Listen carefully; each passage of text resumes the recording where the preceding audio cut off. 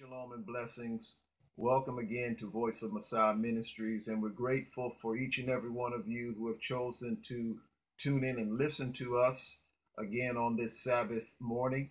On today, we're going to be continuing with our teaching as we are looking at the history of Sabbath keeping.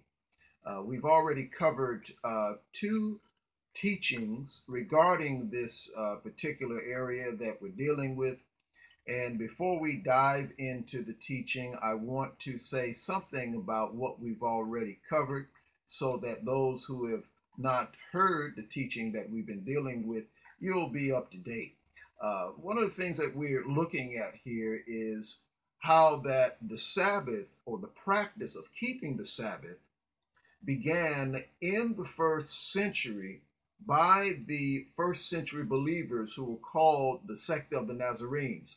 And the thing about it is that that first century group of believers continue to practice the Sabbath and also to worship on the first day of the week, which was regarded as a Saturday night worship service.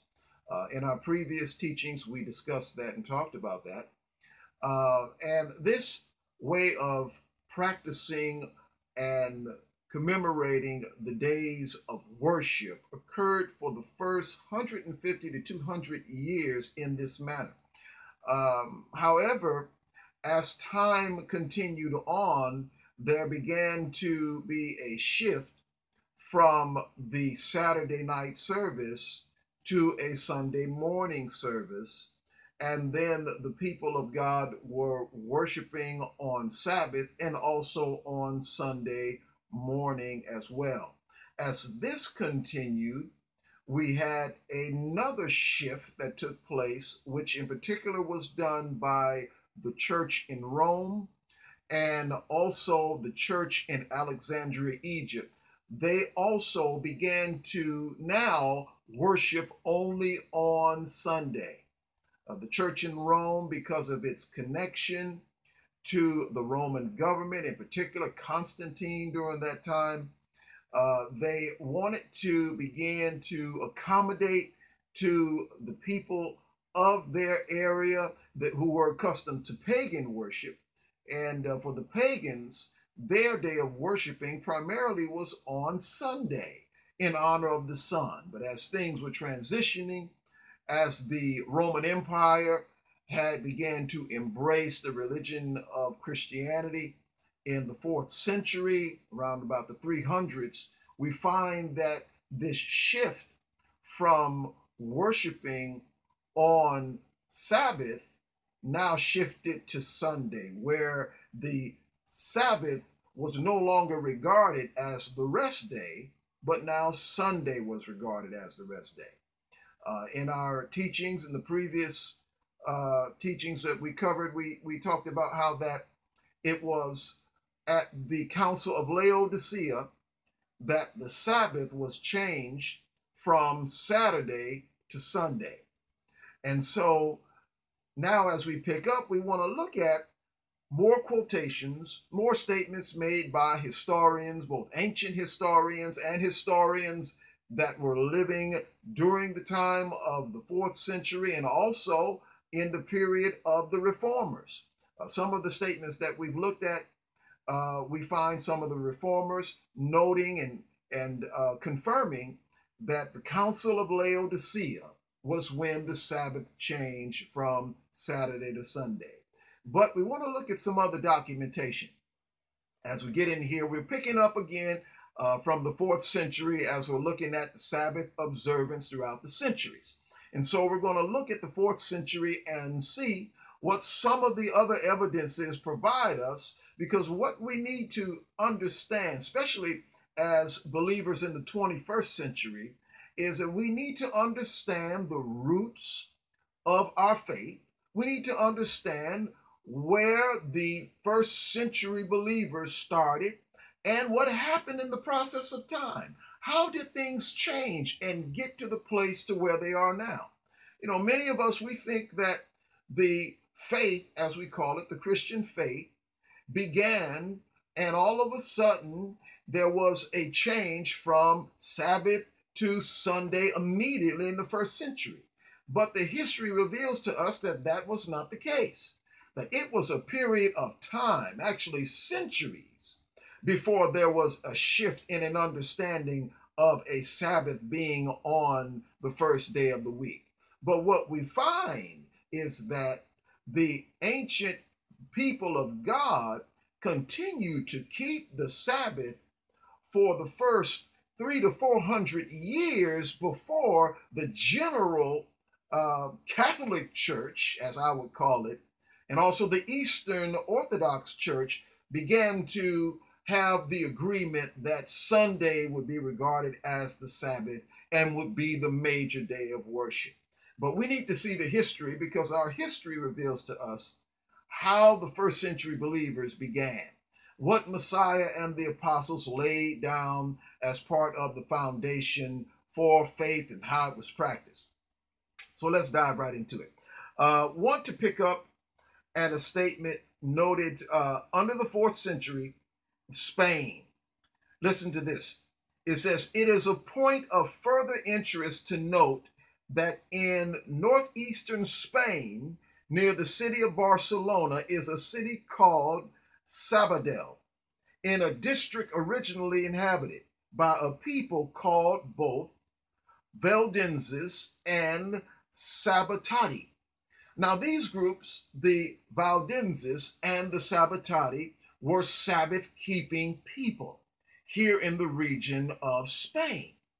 And so what we know about Spain, we know that there was a heavy population of Israelites in Spain.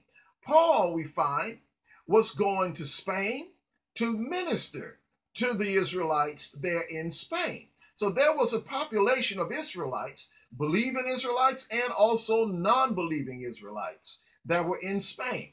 But during this particular time in the 4th century, we have a group of people that were there called the Valdenses and the Sabbatati. The reason why they had these names was because they were Sabbath-keeping people. The Sabbatati, Sabbath-keeping people. Also, another notation, Persia, AD 335 through 370. And this is noted under the 40 years of persecution under Shapur II. This was the Emperor of Persia. Now note, it says the popular complaint against the Christians. So here we're going to note a complaint that was made by the people living in the region of Persia during the 4th century AD. And this was their complaint about the Christians. Hear this. It says, "They despise our sun god. They have divine services on Saturday." Turning the page. Listen. It says, "They desecrate the sacred earth by burying their dead in it." And this is noted in the book Truth Triumphant, page 170. Notice again, same statement here that's made with regard to this accusation against the Christians. Notice what it says. Persia, AD 335 through 370. It says, "They despise our sun god. Did not Zoroaster, the sainted founder of our divine beliefs, institute Sunday 1,000 years ago in honor of the sun and supplant the Sabbath of the Old Testament? Yet these Christians have divine services on Saturday." Now notice, this statement was made by O'Leary in the Syriac Church and Fathers, pages 83 and 84. Now this is a different book in which this information comes from, but it's the same information that was quoted in Truth Triumphant about the fact that the pagans, the pagan worshipers of the sun, who were called the Zoroastrians, they were sun worshipers there in Persia. And they complained about the Christians worshiping on Saturday, while all of the other people that were there in Persia during that time, in the 4th century now, this is in the East. This refers to the churches in the East. Persia's in the East relative to Rome. So we find here that a complaint made by pagan worshipers. Isn't this interesting? This is not information that's been provided by quote unquote Christian theologians. This is a complaint by the pagans of the Christians, those who follow Yeshua, worshiping on Saturday and not Sunday. Information for you. Now about the Council of Laodicea, AD 365, roughly 364, 365. Canon 16. Now here's a statement of the canon, in the canon of the Roman Church, where it gives us the formal decree of the change of Saturday to Sunday, or the Sabbath worship being deemed of less importance to now the Sunday being deemed of greater importance. Listen to this. Canon 16. On Saturday, the Gospels and other portions of the Scripture shall be read aloud. Canon 29. Christians shall not Judaize and be idle on Saturday, but shall work on that day. But the Lord's Day, regarded as Sunday by those who are using the term the Lord's Day, it says, but the Lord's Day they shall especially honor, and as being Christians shall, if possible, do no work on that day. Now notice, here in Canon 29, at the Council of Laodicea, they specifically note that work shall be done on the Sabbath or the Saturday. Notice, I'll read it again. It says, Christians shall not Judaize and be idle on Saturday, but shall work on that day. Here we have a decree made in a canon by the Roman Church in the Council of Laodicea that work is now to be done on the Sabbath, but work is not to be done on the Sunday. This is where the change occurred. And of course, there are other canons that were written to further hallow Sunday as being a day of worship and a day where work is not to be done and a day that is to be hallowed or regarded as the Sabbath. This was the beginning of that process of now sanctifying or setting apart that Sunday as being the Sabbath. Now let's go into the 5th century. We want to look at some more information regards to 5th century. All right. It says, with regards to the world, it says, for although almost all churches throughout the world celebrated the sacred mysteries, that's the Lord's Supper, on the Sabbath of every week, yet the Christians of Alexandria, that's in Egypt, and at Rome, on account of some ancient tradition, refused to do this. Now note, this information here is the evidence of how that in the 4th and 5th centuries, and this was written in the 5th century, but in the 4th century, the church in Rome and the church in Alexandria, Egypt, were the only churches that did not keep the Sabbath, but who honored Sunday as a day of worship. Notice, the footnote which accompanies the foregoing quotation explains the use of the word Sabbath. It says, that is, upon the Saturday, it should be observed that Sunday is never called the Sabbath by the ancient fathers and historians. And that's according to Socrates in Ecclesiastical History, Book 5, Chapter 22, page 289. See, the ancient church fathers of the first 300 years, when they used the term Sabbath, it referred to the 7th-day Sabbath. And it's important that we be mindful of that. And in this quotation, it provides us with the evidence that the changes from the 7th-day Sabbath to Sunday was something that occurred gradually, but it occurred based upon the influence of the Roman Church during the 3rd and 4th century. The Roman Church during the 3rd century only worshiped on Sunday. They ceased to worship on the Sabbath as the other churches did for the first 300 years, but they began to worship on Sunday alone and began to promote the idea that Sunday would be regarded as the Sabbath. And as the church in Rome continued to usurp the primacy over all of the other churches. Because what we have to understand is that in the fourth century, the church in Rome linked with Constantine and began to have a degree of power and influence because of the Roman emperor. And with that influence that they had being now connected to the Roman government, they began to feel as though, well, we need to take the primacy and we need to call the shots as it pertains to doctrine and practice. And so they began to promote and make an edict that Sunday would be regarded as the chief day of worship and that it would now become the Sabbath. And so as it began to promote Sunday as being the chief day, the hallowed day, it took a while, actually. It took a couple of centuries for that edict to circulate through all of the churches of the West and also of the East until it got to be a point where all of the churches came in agreement to now observe Sunday as being the Sabbath. But what we have to be reminded of is that during the time of the 4th and 5th centuries, this was not the case.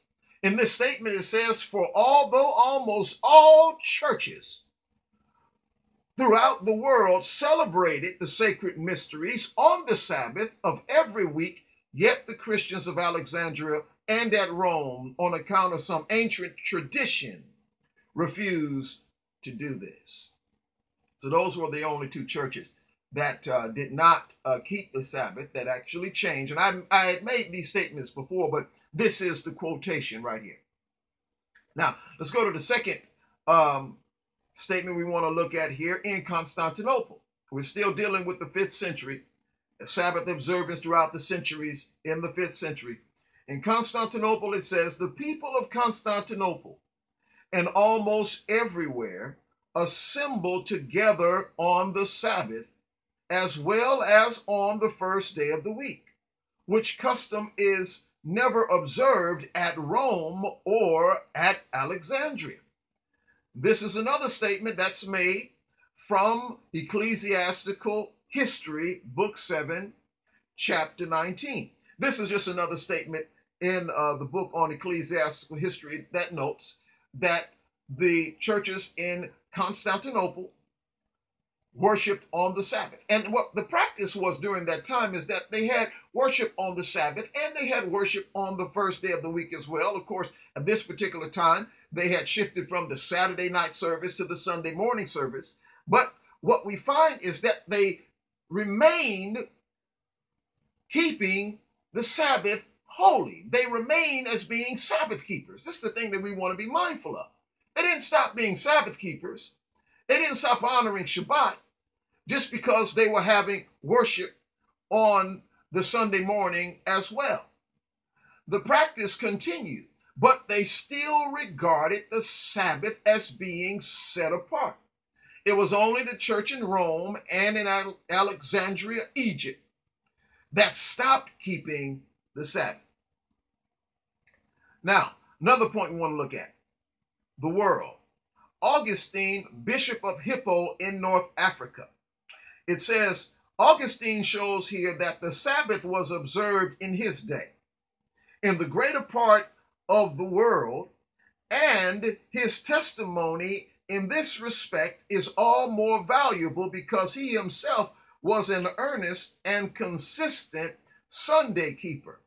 And this is noted in the Nicene and post-Nicene Fathers, the first series of Volume 1, pages 353 and 354. Now, Augustine was not a Sabbath keeper, but Augustine gave testimony to the Sabbath being kept by the churches all over the world based upon the fact of him being one trying to change that particular practice. He was more influenced by the church in Rome and in Alexandria, Egypt.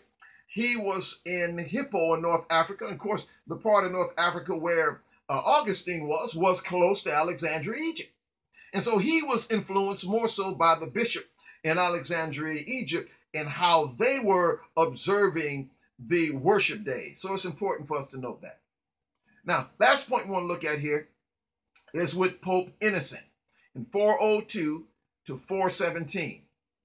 Pope Sylvester, who was called Pope Innocent, was the first to order the churches to fast on Saturday.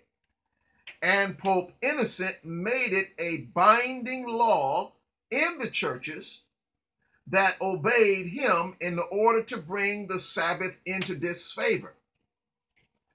Innocentius did ordain the Saturday or Sabbath to be always fasted.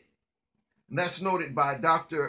Peter Hyland in History of the Sabbath, Part 2, page 44. And excuse me, Pope Sylvester and Pope Innocent are two different people, so I need to make a correction there. It was Pope Sylvester that made the first order in the churches to fast on Saturday, and Pope Innocent was the one who made it a binding law. So forgive me for mixing the two up. They are two different popes. One followed the other. But here in all of this information that we're providing, what we're seeing is that the church for the first 400 to 500 years consistently kept the Sabbath. They consistently worshiped on the Sabbath. And they did not view Sunday as being a new Sabbath or being a day that was to now supplant the Sabbath, but they worshiped on the first day of the week because of the pattern that had already been established. Of course, the pattern that was set in the framework of Judaism and also by the first century believers was that they worshiped on the Sabbath, had a Saturday morning service and also a Saturday evening service, Saturday evening being the first day of the week. And of course, it wasn't until a couple hundred years that worship on the first day of the week shift to a Sunday morning worship service. So I hope this information has been helpful to those of you that are watching, so that you're able to see that the original church continued to keep the Sabbath. The original church continued to honor the Sabbath. And that as we look at history and the documentation, not only of the ancient church fathers, but historians in the Middle Ages and also historians during the period of the reformers, as well as within the framework of the Catholic Church, they testify also to the fact of the ancient churches worshiping on the Sabbath. Now, I trust that this has been helpful to you. Our purpose for providing this information is to broaden your understanding of the ancient faith, is to provide you with information so that you can see that the ancient church, the ancient Hebraic church, the Israel of Elohim, continued to keep Torah, it continued to keep Sabbath, and it continued to honor those things that are pleasing to the Most High. Now, in our teaching, we're by no means saying that the keeping of Torah or the keeping of the Sabbath is in any way binding upon our salvation. In other words, does it mean that we have to prove our salvation by keeping Sabbath? Does it mean that we prove our salvation because we keep the feast, or that we prove our salvation by keeping all of the teachings of the Most High? No. Our salvation is based upon the redemptive work of our Messiah, and by his blood and through the love and the grace of the Most High, it has been provided for us through faith.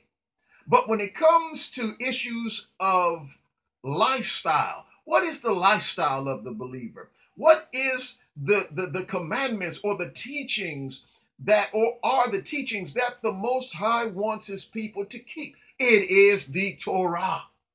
For lifestyle purposes, we keep all of the commandments of God. Messiah himself made a statement and he said, if you love me, keep my commandments. And the Apostle John said in 1 John, he said, by this we know that we know him if we keep his commandments and do those things that are pleasing in his sight. So it is important that we keep the commandments, and the Sabbath is one of those commandments. Not only is the Sabbath one of the commandments, but also the practicing of the Sabbath, the meeting on the Shabbat, because it is a moedim, it is a set time that the Most High has appointed and ordained and said that it will be a time of sacred gathering, a holy convocation to you. And so we share this information so that you as a believer can have a better picture, a greater understanding of the true path. Like I said, salvation is by grace alone, but the lifestyle of the believer is by keeping the commandments of God. And so we want to encourage you to do that and follow what Messiah Yeshua said, where he said, if you love me, keep my commandments. And so demonstrate your love towards him. Keep his commandments. Trust that this has been a blessing to you and that it has been an encouragement to you.